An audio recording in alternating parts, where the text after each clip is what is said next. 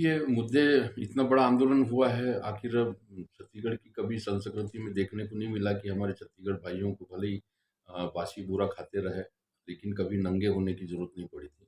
लेकिन आज कुछ खास परिस्थितियों में उनको होना पड़ा। ये सरकार की भी विफलता है, कांग्रेस की सरकार यहाँ पे है और भारतीय जनता पार्टी ने उसको तुरंत मुद्दा उठाया।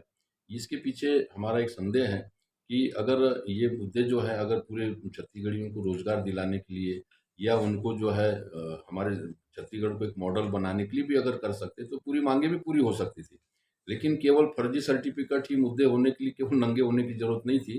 तो फिर भी अगर किए हैं तो ये कांग्रेस सरकार और भाजपा की दोनों की बहुत बड़ी फेल्योरिटी है कि ऐसी परिस्थिति हमारे लोगों की नहीं आनी चाहिए और इसका हम कड़ी निंदा करते हैं कि ऐसी हमारे जो नौजवानों को कपड़े उतार करके आंदोलन करना पड़ा।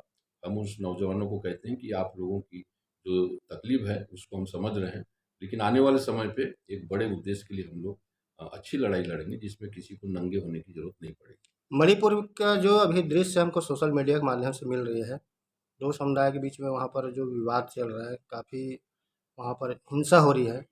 यह शांत नहीं हो पा रहा है, इसका क्या कारण है? ये जो लड़ाई है देखिए भारतीय जनता पार्टी ने ओपनली जो है पहले भारतीय जनता पार्टी जो थी एक राष्ट्रवाद के नाम से खड़ी हुई, लेकिन आज जो हिंदू राष्ट्रवाद की जो बात बोलकर जो है ये एक उनका प्रयोग है। ये सुनियोजित प्लान है कि इस देश के अंदर पहले मुसलमानों को टारगेट बनाया गया कि मुस्लिम और इसका पोलराइजेशन, अब वो असली रूप में आ रहे हैं। इनका असली इरादा जो है भारत की जातियों के अंदर संघर्ष करना और एक आदिवासी जो वहाँ के जो है उनका पहाड़ और पर्वत जो है, जंगल जो है वो अरबों-खरबों के वहाँ पे खनिज है। उनको वहाँ छठी अनुसूची लागू है।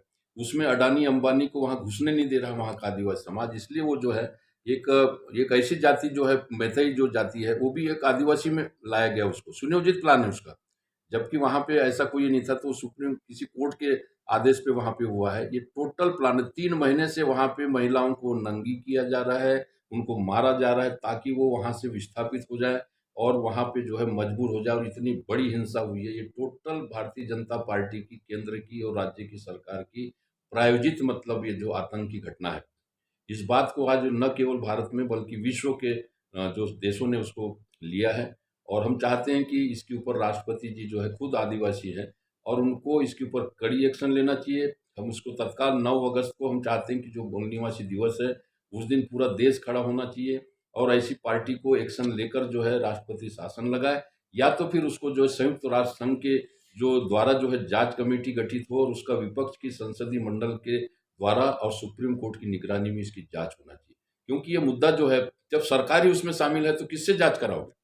सैंया बने कोतवाल तो फिर क्या होगा? तो इसलिए हमारी भी रहे देश सबसे बड़ा है, समाज सबसे बड़ा है और इसको आज भी भारतीय जनता पार्टी के प्रधानमंत्री ने खुले रूप में कहा कि ये बहुत शर्मनाक घटना है और मुझे बहुत क्रोध आ रहा है। तो क्रोध होने के बाद भी आज उनके बयान के बाद में एक वहाँ के मुख्यमंत्री को नहीं हटाया जाना और किसी प्रकार की एक्शन नहीं दिखना, ये बहुत बड़ी एक विडंबना है।